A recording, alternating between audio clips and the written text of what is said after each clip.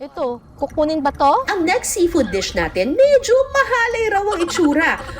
Ano ba ito? Bakit itsurang ano? Nahahawig daw kasi ito sa, alam nyo na.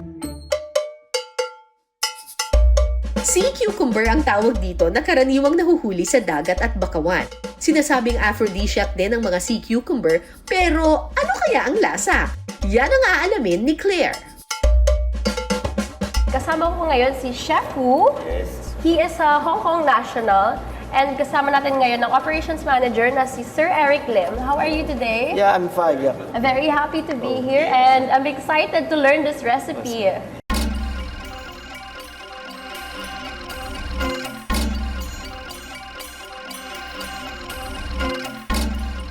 Una munang naglagay ng mantika, saka inihalo dito ang tinatawag nilang supreme stock na mula sa pinakuloang manok, ham at iba't ibang Chinese spices.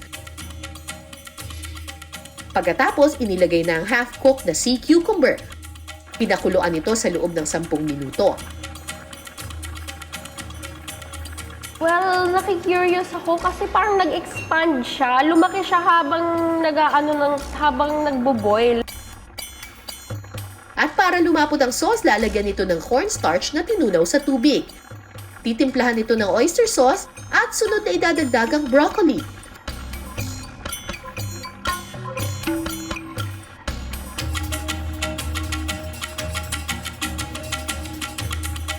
For toppings, lalagyan ito ng shrimp roe o yung itlog ng hipon.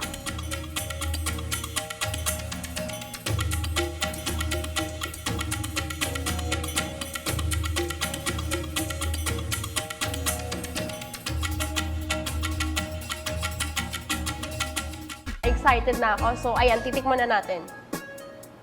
Ayan. Ay, ang lambot. I love it.